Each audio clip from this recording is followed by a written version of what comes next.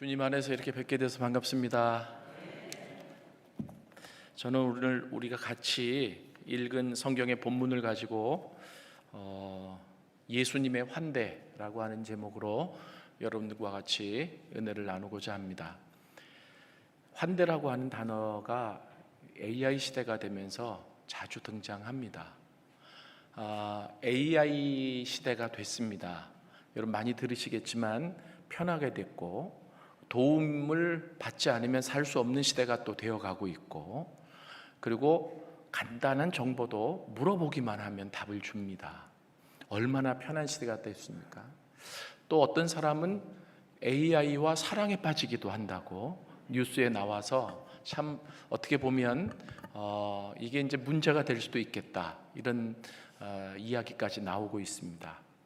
그러다 보니까 한쪽에서는 편하긴 편한데 나중에 이 AI에 인간이 잠식될 수도 있겠다, 이런 우려 속에서 인간만 할 수 있는 일이 어떤 것이 있을까, 이렇게 연구하다가 여러 가지가 있겠지만 그 중에 하나가 환대입니다.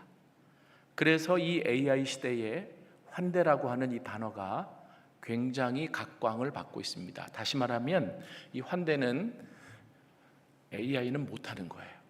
인간만 하는 거예요. 이 환대는 영어로 hospitality 이렇게 이제 얘기를 하는데요, 쉽게 얘기하면 사랑입니다. AI는 마음속에 있는 사랑을 다른 사람에게 감정을 품고 할 수 없잖아요. 그런데 이제 환대를 이렇게 얘기해 버리면 실은 쉬운 것 같은데, 근데 쉽습니다. 그런데 엄격하게 학문적으로 얘기하면 이렇게 얘기할 수 있어요. 뭐냐 하면 나와 상관이 없는, 다시 말하면 이해관계가 없는 사람에게 베푸는 사랑이 환대다. 그러니까 이런 거예요. 우리는 사랑을 베풀고 선행을 베풀면 어떤 기대가 있잖아요. 돌아올 것도 기대하잖아요. 근데 이것도 훌륭한 일이지만 이렇게 베푼 사랑은 환대라고 얘기하지 않아요. 그래서 엄격하게 얘기하면 교회 안에서 성도님들이 서로 사랑하고 그리고 마음을 나누는 이 일을 환대라고 얘기하지 않고 교제라고 얘기합니다. 그래서 교제는 환대와 조금 차이가 있다. 제가 이제 이렇게 얘기하면 복잡해 이러실까봐 그냥 이 환대는 이해관계가 없이 베푸는 사랑, 이렇게 아시면 좋을 것 같아요. 그런데 이 환대를 이렇게 보다 보니까 결국은 이것은 AI 시대인 요즘 각광을 받고 있기는 하지만, 그러나 이미 이 단어는 하나님께 속해 있더라고요. 왜 그러냐면 하나님이 그 아들을 이 땅에 보내시고 십자가에서 희생하게 하실 때에 어떤 이해관계를 갖지 않고 우리에게 사랑을 베푸셨기 때문입니다. 그 환대의 시작은 하나님이세요. 그래서 로마서 5장 8절에 보면 우리가 아직 죄인 되었을 때에 그리스도께서 우리를 위하여 죽으심으로 하나님께서 우리에 대한 자기 사랑을 확증하셨느니라. 아멘. 내가 정신 차리고 하나님 뜻대로 살려고 노력하고 기도했더니 하나님의 아들을 보내신 게 아니고, 어떤 이해관계 없이 내가 죄 중에 있던 그때에 하나님이 우리를 사랑하셔서 아들을 보내셨다는 겁니다. 아멘. 그래서 제가 이 환대를 굉장히 중요하게, 여러분이 제가 전도학 교수인데 전도에 대한 오해가 있더라고요. 전도는 사람을 그냥 끌어오는 게 전도가 아니고 문자를 풀어도 도를 전하는 거잖아요. 도를 전해서 영혼을 살리는 것. 그래서 전도학은 뭘 연구하냐면 복음을 연구합니다. 그리고 변하는 세상을 연구하고, 그리고 이 변하는 세상에 복음을 어떻게 전할 수 있을까를 연구를 합니다. 그러니까 좀 할 게 많아요. 복음을 제가 주로 이제 연구를 하는데, 그러다 보니까 이 환대가 복음이구나. 왜요? 조건 없이 주시는 하나님의 사랑이니까. 결국 하나님의 환대가 있기 때문에 내가 이 자리에 있고, 그리고 하나님의 환대가 있기 때문에 우리가 하나님의 자녀가 되었습니다. 저는 환대를 실질적으로 깊게 체험한 적이 있었는데요. 아르헨티나에 가서였습니다. 3년 전에 아르헨티나를 방문하게 됐는데, 방문하게 된 게 왜 그러냐면 한 10년 좀 넘은 것 같아요. 아르헨티나 선교사님이 오셔가지고 아르헨티나 선교사 대회를 하는데 교수님 좀 오셔서 복음을 전해 주셔야 되겠습니다. 그래요. 그래서 왜 제가 꼭 가야 합니까? 그랬더니 이제 1년에 한 차례씩 선교사 대회를 하는데, 그때 큰 교회 목사님들이 오셔서 얼마나 귀해요. 그 교회에서 헌금한 것들을 가지고 선교사들을 모아서 수고하시니까 호텔에도 재워주시고 그리고 집회를 하고 가신다는 거예요. 그래서 그 김에 쉬기도 하고 은혜도 받는데, 이 선교사들이 복음 때문에 이 오진곳까지 왔는데 지금은 복음으로 충전해야 될 게 너무나 필요해서 복음을 전할 사람을 찾다 보니까, 제가 복음을 연구한다 그랬잖아요. 그러다 보니까 교수님을 찾게 됐고 꼭 와주십시오 그래요. 그래서 제가 그러면 학기 중이니까 총장님께 공문을 하나 보내주시면 학교에 허락하면 가겠습니다. 이제 그랬더니 감사합니다. 그러더니 하는 말이, 우리도 잘 자고 그리고 잘 먹고 그리고 잘 쉬는 것을 포기했으니 강사님도 포기하셔야 될 게 있습니다 그래요. 그래서 뭡니까 그랬더니, 우리 선교사들이 돈이 없으니까 그 항공료를 못 주고, 그리고 선교사들이 돈이 없으니까 강사비도 없대요. 그러니까 자비량으로 와서 복음을 전하고 가시라고. 저는 전도자니까 가겠다고 이제 그랬어요. 그래서 이제 가서 선교사 대회를 인도하고 은혜 가운데 마치고 돌아오려고 하는데, 우리 교단 선교사님이 그러세요. 이 아르헨티나는 이 땅끝이래요. 여러분, 이 대한민국에서 땅을 파면 지구 끝에 나오는 땅이 아르헨티나랍니다. 그러니까 너무 멀어서 나는 이곳에 와서 지금 은퇴할 때가 다 됐는데 이 사역을 계승할 후배 선교사가 안 온다는 거예요. 그래서 돌아가시면 교수님 제자 중에 좀 이렇게 선교에 뜻 있는 사람을 보내주십시오. 그 말을 들으니까 짠하잖아요. 그래서 제가 돌아와서 저한테 훈련을 받고 있는 우리 제자들 가운데 선교의 비전이 있는 사람을 꼬셨어요. 그래가지고 너 아르헨티나에 가라. 아르헨티나에 가면 내가 종종 가서 너 격려하고 그리고 도와줄게. 그랬더니 이 친구가 복음에 무장이 돼 있는 사람이라서 주를 위해서라면 어디든지 갑니다라고 했던 사람이거든요. 그래서 아르헨티나를 가게 됐어요. 그래서 그 제자랑 약속 때문에 종종은 못 가고 한 3년에 한 번 이래가지고, 왜냐하면요 아르헨티나가요 이게 가는 노선에 따라 다르지만 보통은 비행기 타면 대기 시간까지 합쳐서 30-40시간이 걸려요. 그러니까 갔다 오면 맥이 다 빠지는 거죠.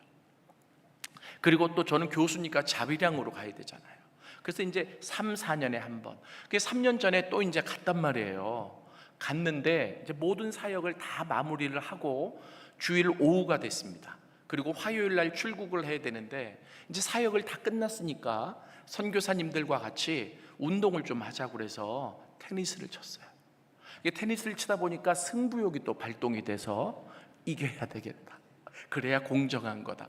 그래서 막 어려운 볼이 왔는데 그것을 받으려고 막 이렇게 몸을 띄웠다가 못 받고 몸이 담벼락에 내동댕이가 쳐졌어요. 순간 쓰러졌는데 우지끈 소리가 나요.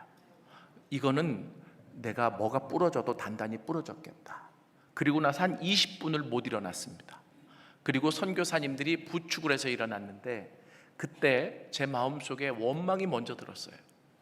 여러분, 내가 잘못한 거잖아요. 하나님이 나 미운 거 아니잖아요. 제가 잘못했는데 원망이 먼저 들어요. 일이 안 되면 원망부터 드는 게 인간인가 봐요. 하나님 앞에 어떻게 원망이 나왔느냐면, 하나님, 제가요 자비량으로 왔습니다. 하나님, 여기서 사역했습니다. 하나님, 여기서 선교사님들 다 다시 재충전시켜드리고 제가 얼마나 힘들었는지 모릅니다. 그러면 하나님이 저는 지켜주셔야 되는 거 아닙니까? 나 화요일 날 돌아가면 해야 될 일이 얼마나 많은데 하나님 너무하십니다. 이제 이런 원망이 들더라고요. 그리고 나서 이제 겨우 부축을 받아 돌아왔는데 집에 와서 자려고 하니까 밤에 아프기도 하고 잠이 안 와요. 이국만리 30-40시간을 날아서 왔는데 이 몸이 아프니까 너무 막 눈물이 나는 거예요. 그리고 어디 잘못되진 않았을까 걱정도 되고, 그 다음날 아침이 됐는데 선교사님이 저한테 그래요. 병원에 갑시다 그래요. 그래서 제가 뭐라 그랬냐면, 선교사님 저도 아는데 제가요 방학 때는 제 제자들이 거의 선교사로 많이 파송돼 있거든요. 전 방학만 되면 그 선교사들 찾아다니느라고 애프터 서비스 해줘야 되잖아요. 그러니까 늘 돌아다니다 보니까 한 푼이라도 아끼려고 여행자 보험이 비싼 것도 아닌데 안 들고 다녀요. 주님이 빼기라고. 여행자 보험이 없습니다. 그랬더니 선교사님이 하시는 말씀이, 괜찮아요, 아르헨티나는 병원이 다 공짜입니다. 처음 들었어요. 깜짝 놀랐습니다. 아르헨티나가 한때는 굉장히 잘 살았어요. 근데 지금은 인플레이션이 높고, 그리고 얼마나 힘들고 어렵게 사는지 몰라요. 그리고 치안이 이게 확립이 안 돼서 낮에도 식당들이 철문을 다 내리고 사람을 확인하고 열어주는. 그런데 뭐 잘났다고 병원이 공짜예요. 그래서 제가 왜 공짜인데요? 그랬더니 저도 여기서 한 30년 살았는데 잘 몰라요. 옛날부터 공짜래요. 그리고 부에노스아이레스 대학이 굉장히 유명한데 거기 의대도 공짜예요. 여기는 그런 환대를 펼치고 있더라고요. 그래서 어떤 일이 생기냐면, 그 아르헨티나 주변에 뭐 볼리비아, 그 다음에 뭐 여러 다른 우루과이 나라들이 병원에 가기 힘든 사람들이 아르헨티나로 몰려서 수술 받고 그리고 고친대요. 그러니까 정작 아르헨티나 자국민은 감기가 걸려도 병원에 가려면 일주일 이상 기다려야 된다. 그 제가 어떻게 병원에 갈 수 있죠? 그랬더니 우리 현지 목사님 사모님이 응급실에 간호사로 있는데, 지금 우리 목사님 교수님 상황이 응급 상황이니까 내가 전화를 하겠다고. 전화를 했더니 모시고 오라 그래서 제가 갔어요.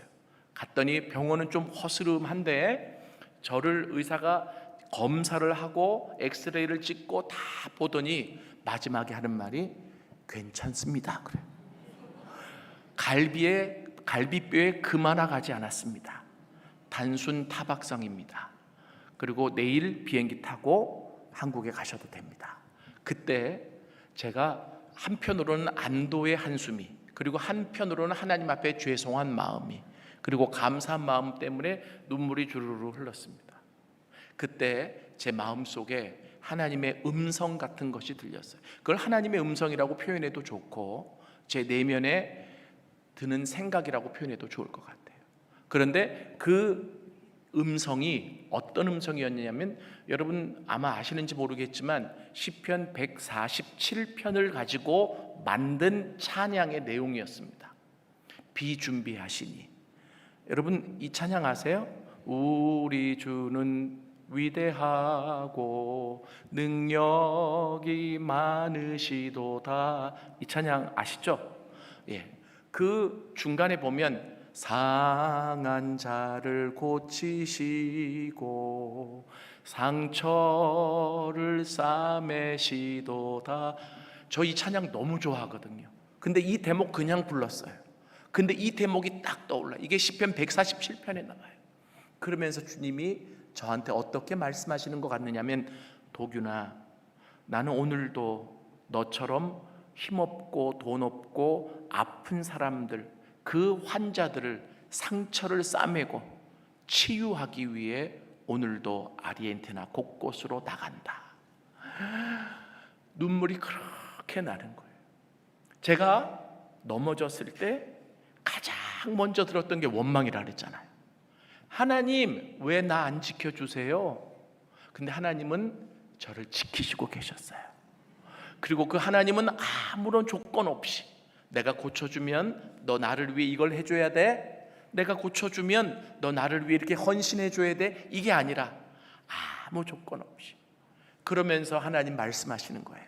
나는 오늘도 상처 입은 자를 싸매고 그리고 또 고치기 위해 내가 나간다. 여러분, 제가 이 환대를 경험하고 나서 실은 더 악화되면 어떤 상황이 될지도 모르잖아요. 이 하나님의 사랑인 환대를 경험하고 나서 이게 복음이구나.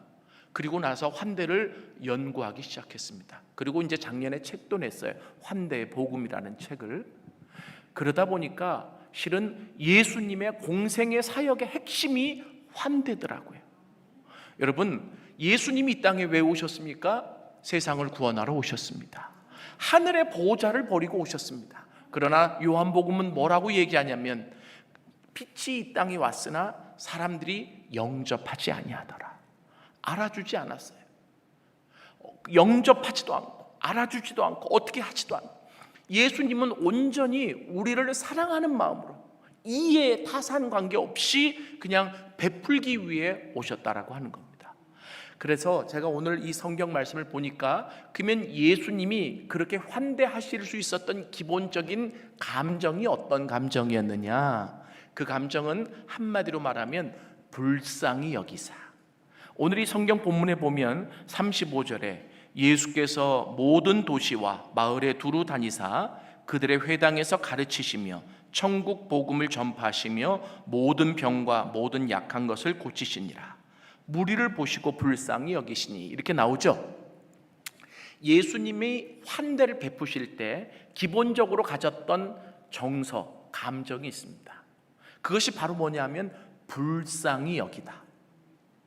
여러분, 성경에 보면 예수님이 불쌍히 여기시는 모습이 많이 나와요. 근데 놀라운 것은 불쌍히 여기시기만 하면 기적이 일어나고 불쌍히 여기시기만 하면 역사가 나타납니다. 아멘. 실은 오늘 말씀의 결론이 주님이 우리를 불쌍히 여기셔야 돼요. 오늘 우리 이 더운 날 주님을 예배하러 나왔습니다. 예배는 1시간 순서만 진행하고 끝나는 게 아니라 하나님을 만나야 합니다. 근데 그 하나님을 만나기 위해서는 가장 기본적으로 우리를 불쌍히 여기시는 하나님의 마음을 알아야 돼요.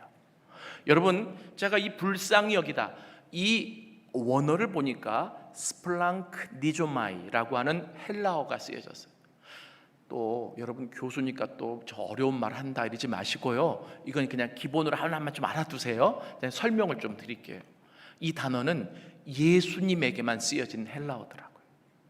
그래서 곧 예수님이 오시기 전에도 이 그리스 지역에 헬라어가 있었을 거 아니에요? 그때는 이 단어를 안 썼어요. 그러니까 예수님이 쓰신 이 단어를 다른 말로 번역하기가 참 힘들었다고 그래요. 그래서 이 스플랑크 니조마이라고 하는 이 단어는 두 단어가 합쳐진 건데, 스플랑카나 그리고 이조마이, 이 두 단어가 합쳐진 거예요. 근데 이 스플랑카나라고 하는 이 말은 인간의 내장을 의미하고, 이조마이라고 하는 이 단어는 동사를 만드는 어미예요. 그래서 스플랑카나, 이조마이, 이 두 단어가 합쳐지면 내장이 움직이는, 내장을 움직이게 하다. 그러니까 성경에 분명히 불쌍히 여기시다, 이 말은 예수님의 내장을 움직이게 하다. 좀 어렵죠? 쉽게 얘기하면 이런 거예요. 우리 한글에 정확한 말이 있어요.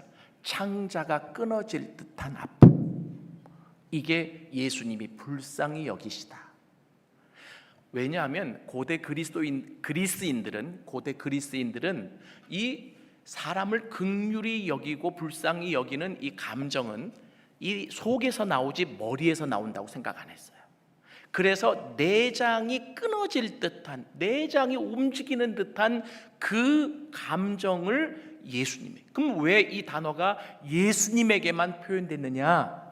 예수님만 우리를 볼 때 이 감정을 품을 수 있어요. 우리가 불쌍한 사람을 보고 불쌍히 여길 수 있잖아요. 연민의 감정을 가질 수 있잖아요.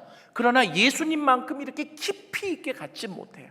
예수님은 하나님의 아들이시고 하나님이시기 때문에 우리를 볼 때 그렇게 불쌍히 여기시는 거예요.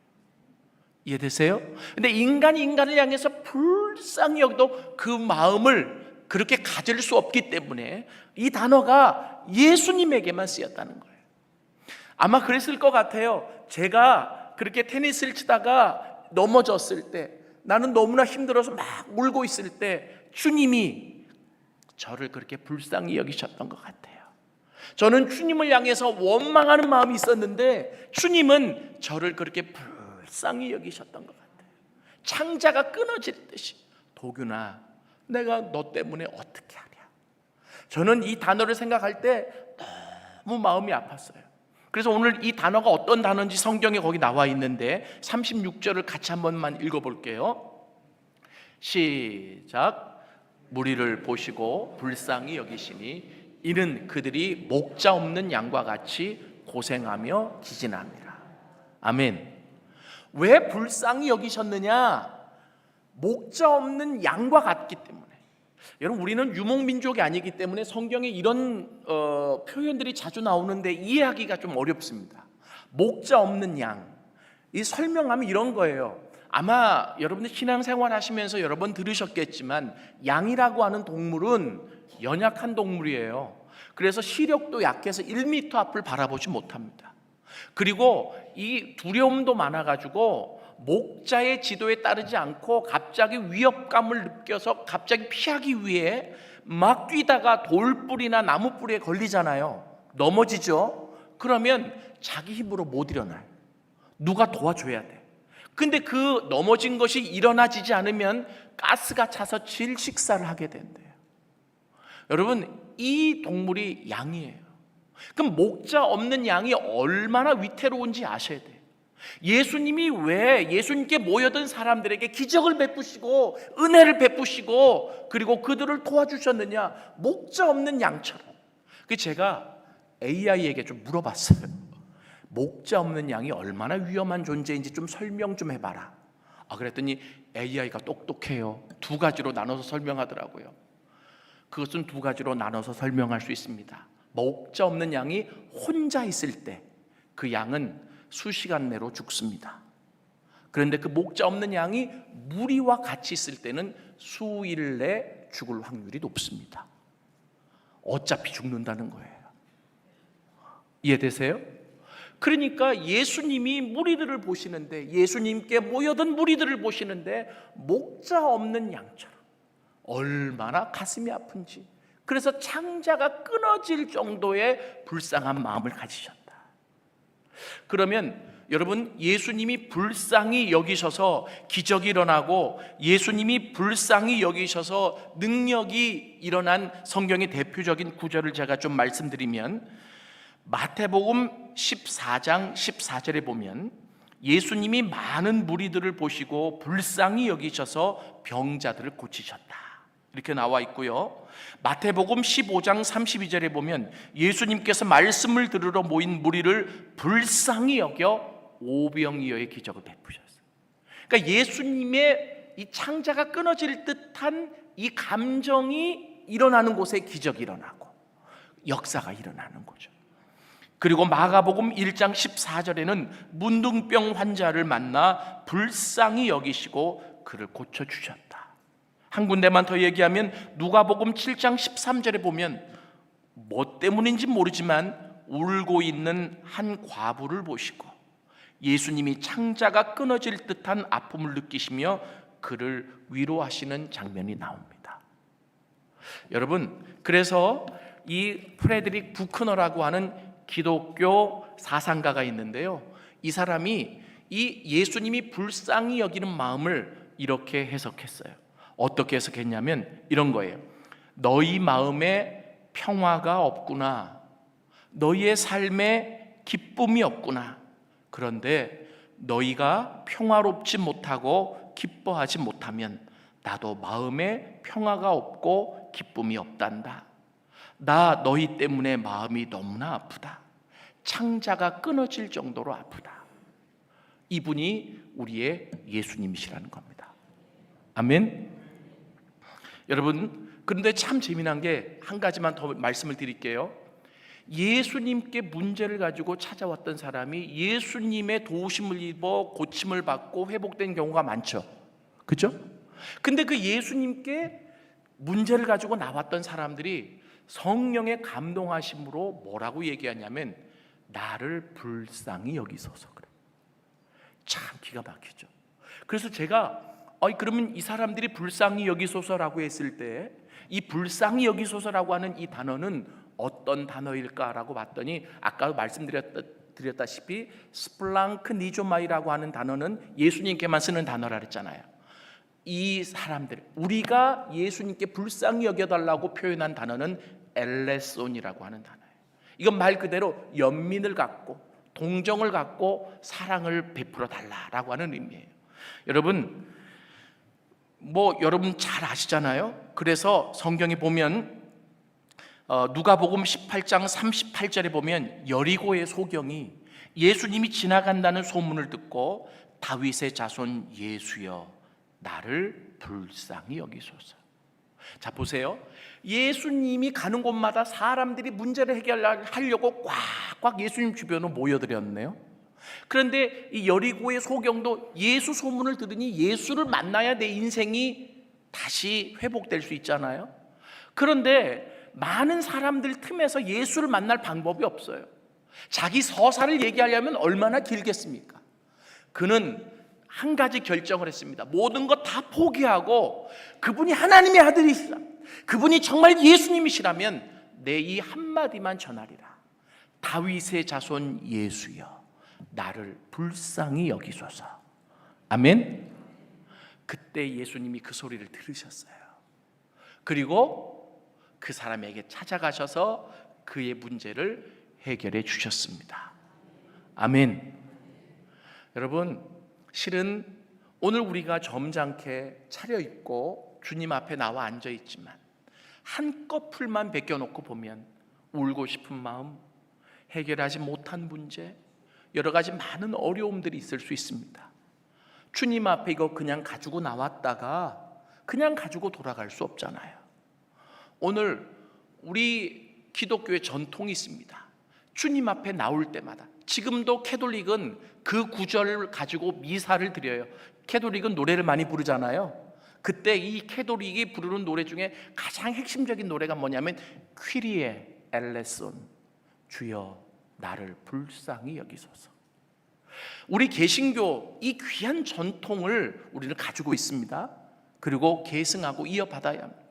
주님 앞에 나올 때 우리가 주님 앞에 내 서사를 얘기할 때도 있어야 되겠지만 가장 중요한 것은 낮아져서 주님 나를 불쌍히 여기소서. 아멘. 다윗의 자손 예수여 나를 불쌍히 여기소서. 그때 예수님은 창자가 끊어질 듯한 아픔을 가지고 나를 바라보실 겁니다. 저희 어머니가 목사님 사모님으로 계시다가 고생만 하시고, 저희 아버님이 개척을 2번 하셨거든요. 개척교회 목사 아들입니다. 고생만 하시다가 제가 좀 효도를 해드리려고 했더니 10년 전에 천국 가셨어요.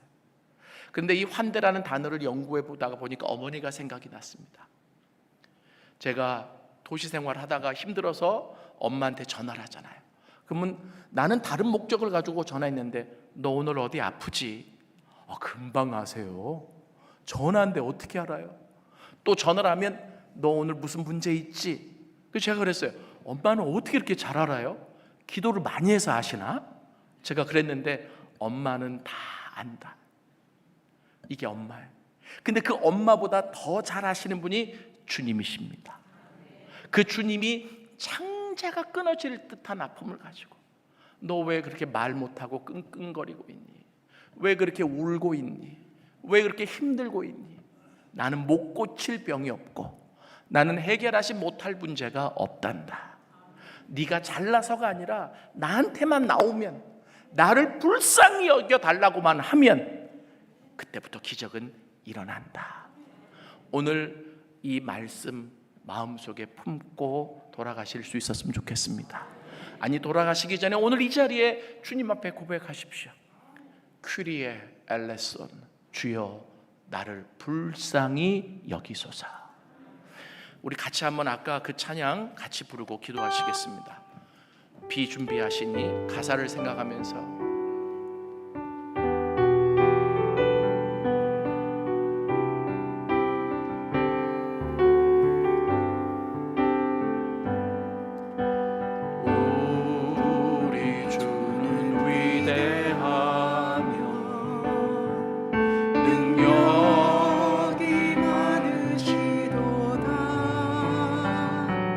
그의 지혜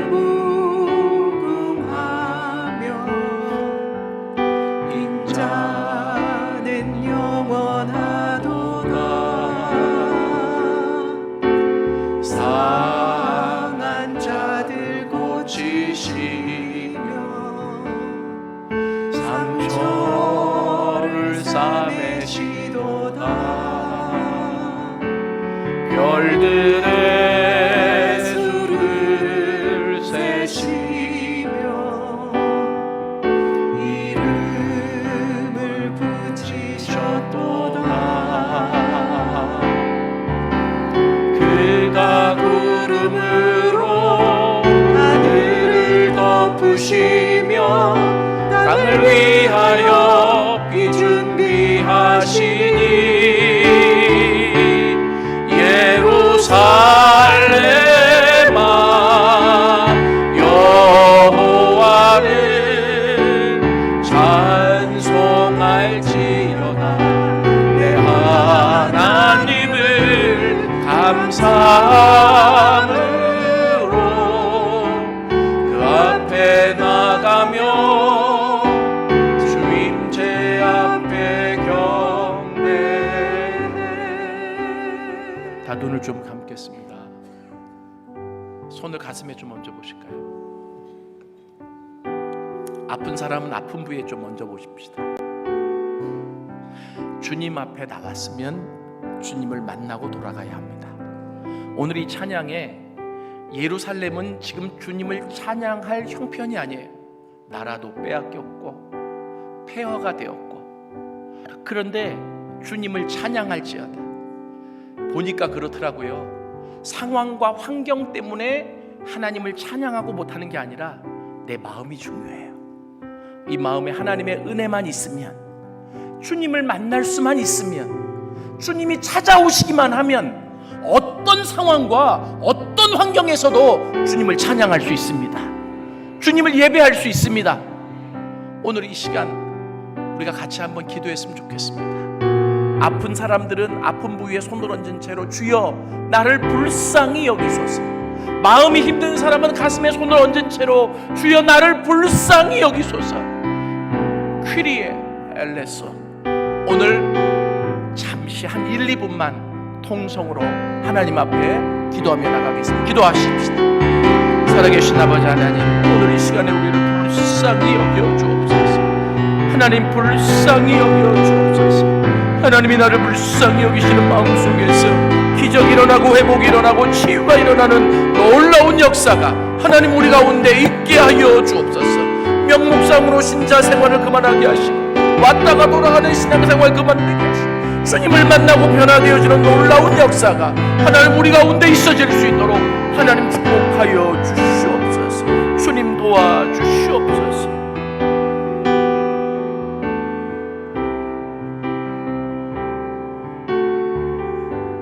주님, 우리를 불쌍히 여겨 주시옵소서. 그리고 주님이 불쌍히 여기시는 그곳에 오늘 이 시간 기적이 일어나게 하여 주옵시고, 치유가 일어나게 하여 주옵시고, 회복이 일어나게 하여 주시옵소서. 명목상으로 그리스도인처럼 살아가는 그런 모습 내던지게 하여 주옵시고, 주님께 왔으면 주님 만나고 돌아가는 시간이 되게 하여 주옵소서.